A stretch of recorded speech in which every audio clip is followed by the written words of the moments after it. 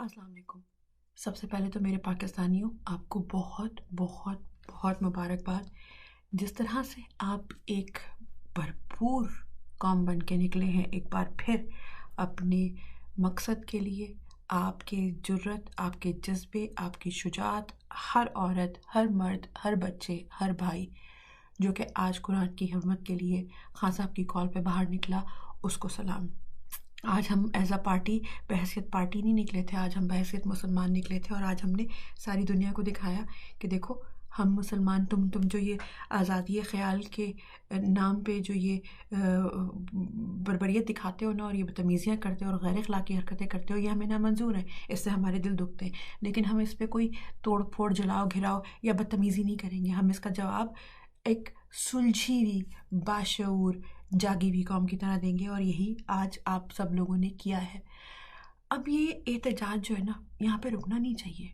ये तो चले हमने अपना रिकॉर्ड करवा दिया, लेकिन जब इस तरह की चीज़ होती है ना, आपने ये अक्सर देखा होगा कि हम में से अक्सर लोग ऐसे होते हैं जो कभी अगर इस्लाम के बारे में, और स्पेशली जो ओवरसीज़ होते हैं जिनको गैर मुस्लिमों के साथ ज़्यादा वो होता है, तो हम ना अवॉइड करते हैं इस्लामी डिबेट्स करना, क्योंकि हमारे पास अपनी फ़र्स्ट हैंड नॉलेज नहीं होती।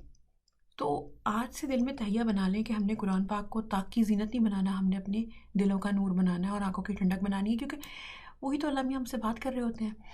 हम थोड़े से शॉर्टकट के आदी हो गए होते हैं कि हमें कोई छोटी सी हम परेशानी में कोई दुआ बता दें, उस दुआ का मतलब भी नहीं पता होता, हम उसको बस बोले जा रहे होते हैं। जब हम सोच समझ के पढ़ेंगे तो हमारे दिलों में उतरती जाएगी कुरान की का नूर। और एक वही वही आज जिस तरह से हम निकले भी जो हैं, वो ये है कि अब वो ज़माना दूर नहीं रह गया कि हमने अल्लाह के सामने बहुत जल्द खड़े होना है और अल्लाह ने कहना है कि तुम किस साइड पे खड़े थे। तो हम कहेंगे कि हम अच्छाई की साइड पे खड़े थे, हमारे दिलों में कुरान का नूर था, हमारे पास नॉलेज थी, इंफॉर्मेशन थी, जिसके बेसिस पे हमने ये इकदाम उठाए। तो आप सबकी जुर्रत और बहादुरी को सलाम।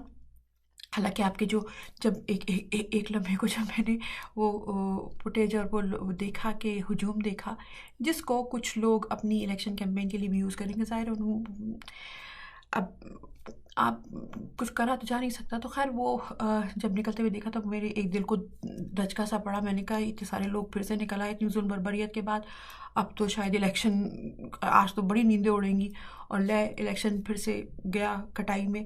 लेकिन चले, अल्लाह बेहतर करेगा, अल्लाह ताला इन सबको भी हिदायत दे। नींदें तो उड़ी हैं आज होंगी, और परेशानी भी बहुत होगी, घबराहट भी बहुत होगी, लेकिन शायद उस तरफ इतना तवज्जो ना दें, क्योंकि वही वाली बात कि आपकी जो फुटेजेस हैं उनको इलेक्शन कैंपेन के तौर पे यूज़ किया जाएगा। अब एक और चीज़ जो सारे वाक़े से मुझे जो दिखी, जो मेरा दिल है कि मैं आपसे शेयर भी करूं, कि जब ये वाक़या हुआ उसके बाद ना जितने भी लोग थे वो गिला करते थे खां साहब से, खां साहब कॉल कब देंगे, खां साहब कॉल कब देंगे, खां साहब कॉल कॉल कब देंगे। तो ना मुझे कभी कभी लगता है कि जैसे ना बच्चा भागता है ना, कभी तकलीफ़ में होता है तो अपनी माँ के पास भागता है, कहता है अम्मी, जब को बात मनवानी हो कि अम्मा अम्मा हमें तो मुझे ये करना है, या आप ये ऐसे नहीं कर रहे, या मैंने ये खाना है, या मैंने वो खाना है, तो माँ से गिले शिकवे करता है क्योंकि उसको पता है माँ मोहब्बत करती है। जबकि अब्बा जी जो हुकूमत में है, पीडीएम, वो तो सिर्फ डंडा लहरा के करना चाहते हैं, डंडा लहरा के बात करना चाहते हैं। ऐसे नहीं होती ना बातें, ऐसे ऐसे ऐसे नहीं मानते ना बच्चे। देखें फिर फिर जब कॉल देती है माँ, आवाज़ देती है, तो भागा भागा जाता है बच्चा उसी के पास, तकलीफ़ में भी मुंह से माँ ही निकलता है। तो ये भी एक फ़र्क हमारे सामने वाज़े हो गया। अब जिस तरह से आज निकले ना, उस तरह से आपको इलेक्शन वाले दिन भी निकलना है। अब अभी तो इस्लामी बात हो रही थी, कहा था कि हमने गैर सियासी बन के निकले और ये है, और अभी सियासी बात आ गई।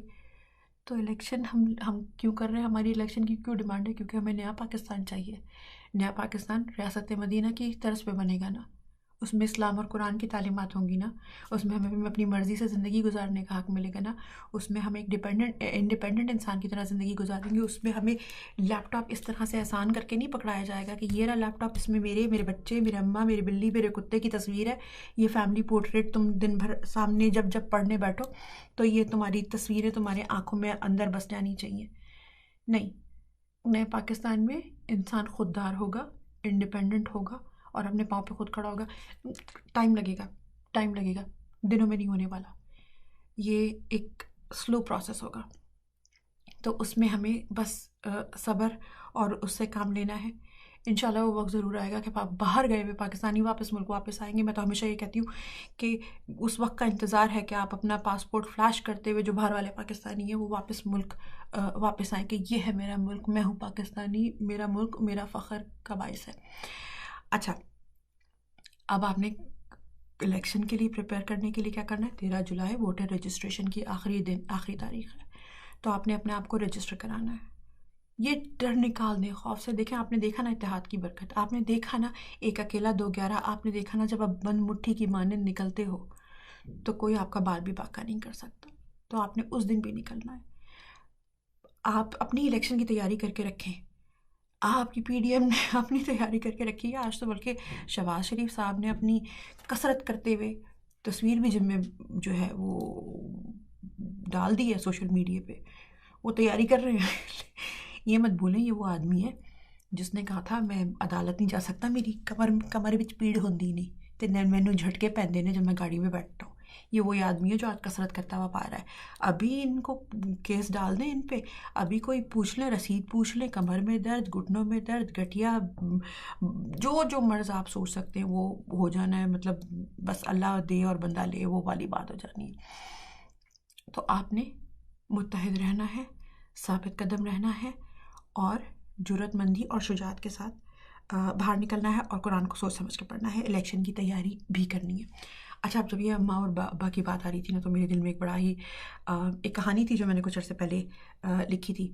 तो पप्पू की कहानी सोचा मैं आपके साथ शेयर कर दूँ। पप्पू बड़ा ही प्यारा बच्चा था, माँ बाप का कहना मानता था, प्यार मोहब्बत करने वाला बच्चा था और उस पर बुराई नाम की कोई चीज़ ही नहीं थी। उसको बस ये था पढ़ लिख के बड़ा आदमी बनेगा और अपनी माँ और बाप को सुकून देगा। अच्छा, पप्पू की जो ख़ानदानी बैकग्राउंड था ना वो ये था कि पप्पू की एक इधर पुप्पी थी, पुप्पी का नाम था पीनो। पीनो बड़ी जालिम थी। पीनो ने कभी खुश होना सीखा नहीं था। पीनो का ख्वाब था कि वो हर किसी को अपने नीचे दबा के रखे, पीस के रखे, हर किसी पे अपना रोब रखे। किसी को कुछ भी चाहिए वो मुझसे पूछे, मेरी इजाज़त के बगैर पत्ता भी हिलना नहीं चाहिए, मेरी इजाज़त के बगैर कोई सांस भी ना ले, और मैं बड़े ही कोटे से आपको चीज़ें दूँ और करने के बाद मैं एहसान भी करूँ। आप ही की चीज़ आप ही से लेके आपको थोड़ी थोड़ी करके मैं वापस दूँ और उसके बाद आप उसको एहसान भी जाने। तो उसने अपने जब वो छोटे भी थे तो पुप्पी अपने उसके पप्पू के बाप को भी बड़ा जुल्म सितम करके वो करती थी और बड़ा ही रोबदाब करके रखती थी, मारती पीटती भी थी। पुप्पी की शादी भी हो गई, बसने वाली तो थी नहीं वो, तलाक लेके वापस आ गई। तो तलाक लेने के बाद तो और भी खूंखार हो गई ना, तो और भी जालिम और भी जाबिर, और उसने मज़ीद जुल्म सितम करनी शुरू कर दी और गुस्सा भी आना शुरू हो गया। बदतमीज़ियाँ उसकी उरूज पे हो गई। जो पप्पू की माँ थी ना वो तो बेचारी शरीफ सी औरत थी, सीधी पदरी सी औरत। तो जब वो इस तरह करके देखती थी तो कहती थी चलो कोई नहीं, मियाँ की बहन है, बर्दाश्त कर लो, कोई बात नहीं, अल्लाह सब्र देगा। सब्र दिया हुआ था उसको, तो उसने नहीं बोला हुआ था। पप्पू ने क्या किया, मस्जिद जाना शुरू कर दिया। उसको पता चला कि भाई शरई हुकूक क्या होते हैं, बीवी के, भाई के बेटे, ये वो, जुल्म के ख़िलाफ़ आवाज़, ये सब कुछ। तो एक दिन ना पप्पू को स्कूल का होमवर्क भी मिला। तो स्कूल का होमवर्क था माय बेस्ट फ्रेंड पे। पप्पू घर आया खुशी खुशी, कहता है फलाना बच्चा मेरा बेस्ट फ्रेंड है, वो तो मेरी हर चीज़ में मेरा साथ देता है, मैंने उस पर मजमून लिखना है और मैं ऐसा मजमून लिखूंगा कि दुनिया देखेगी। पीनो ने सुन लिया। पीनो गई जल्दी से, तुम उसके बारे में कैसे लिख सकते हो, तुम्हारी बेस्ट फ्रेंड तो मैं हूँ, सारा वक्त तो मैं तुम्हारे साथ होती हूँ, दिन भर तुम मेरे साथ होते हो, तुम मेरे साथ मेरे घर में रहते हो, मैं तुम्हारी बेस्ट फ्रेंड हूँ, तुम मुझ पर लिखोगे। अल्लाह जाने उस दिन पप्पू को क्या हुआ। पप्पू ने ना आंखों में आंखें डाल के ना पुप्पी के कहा, नहीं आप मेरी बेस्ट फ्रेंड नहीं है, मैंने आप पे मजबूर नहीं लिखना, क्योंकि आप हमारा सारा खाना खा जाती हैं, आप हमारे घर का बजट आउट कर देती हैं। हमारे घर में खाना पड़ता है तो आपकी सबसे पहली बड़ी चुप प्लेट में, किसी को और को मिले ना मिले, आपकी चोटीदार प्लेट जो होती है वो आपके कमरे में चली जाती है। मेरी माँ को खाने को मिलता नहीं है, आप हमारे जो है आपको कुछ होना आता नहीं है, आप हमारे साथ जो कर रही हैं वो जुल्म है।